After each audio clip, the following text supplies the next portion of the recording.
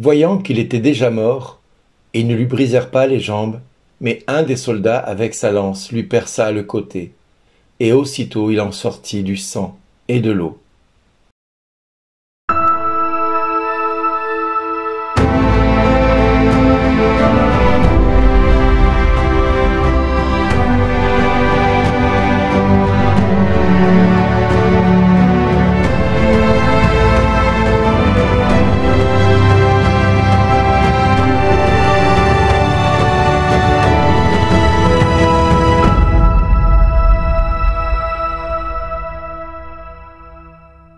Aujourd'hui, le message vous est adressé par Bernard Dille. Bonjour les amis, aujourd'hui nous fêtons le Sacré-Cœur de Jésus et nous fêtons aussi, personnellement je fête l'anniversaire de mon fils aîné, Étienne, qui fait aujourd'hui son anniversaire. Alors bon anniversaire mon grand, si tu écoutes ces 7 minutes.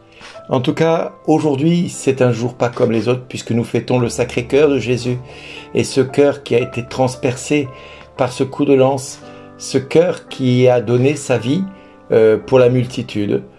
Par sa mort, il a vaincu la mort, il a été levé, il a été amené à conduire l'éternité à notre porte. Il a été lui-même transpercé de cet amour qui le conduisait à faire ce choix. Certes, Dieu, en la personne de Jésus, était bel et bien mort quand il reçut ce coup de lance. Le soldat en avait pris conscience et aujourd'hui, nous avons cette promesse de la part de Dieu qu'ils lèveront les yeux vers celui qu'ils ont transpercé. L'Apocalypse nous donne également confirmation que voici qu'il vient parmi les nuées et tous les hommes le verront, même ceux qui l'ont transpercé. C'est une exigence sacrée de la divine justice à la fin des temps.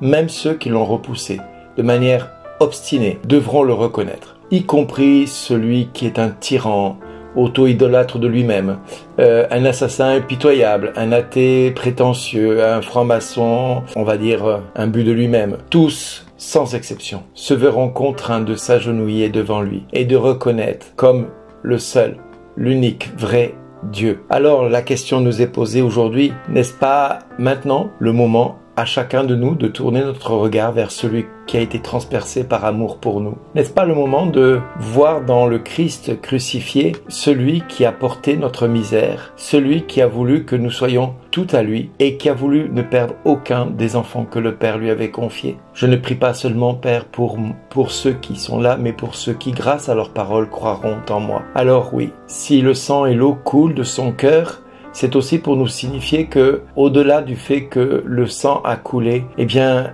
Jésus, par cet amour, fait couler l'eau vive qui va nous abreuver de sa vie éternelle. Cette vie qui va venir jaillir dans nos vies comme un jaillissement d'amour, de lumière pour chacun de nous. Et du reste, nous le voyons dans la représentation de Jésus miséricordieux avec ses rayons qui sortent de son cœur et qui viennent jusqu'à la terre. C'est souvent difficile de comprendre pourquoi Dieu a-t-il permis que son Fils meure sur une croix. Nous avons du mal à comprendre ce mystère de la croix. Pourquoi fallait-il qu'il meure? Pourquoi fallait-il qu'il souffre pour que nous soyons sauvés du péché?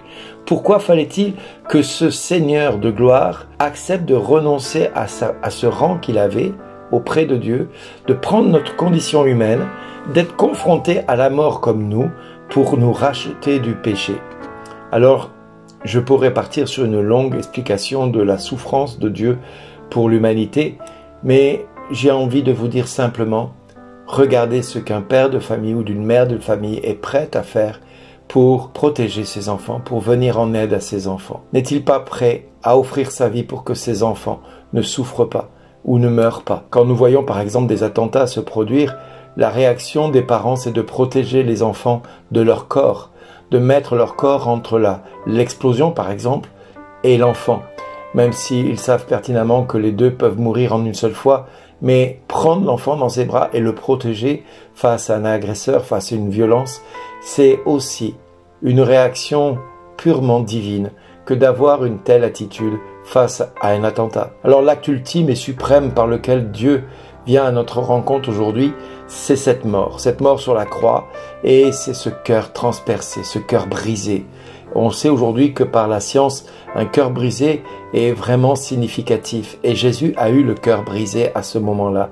Il a eu le cœur meurtri puisqu'il a dit à son Père, « Père, pardonne-leur, ils ne savent pas ce qu'ils font. » Et nous-mêmes, souvent nous ne comprenons pas pourquoi nous faisons le mal alors que nous voudrions faire le bien. Eh bien oui, Jésus nous montre que nous sommes imparfaits et nous sommes souvent remplis d'une violence en nous qui fait que par moments, tout ce qui serait important de faire pour que le bien se répande parmi nous, autour de nous et à travers nous, eh bien nous en sommes incapables. Et c'est pour ça que Jésus va mourir sur la croix en suppliant son Père.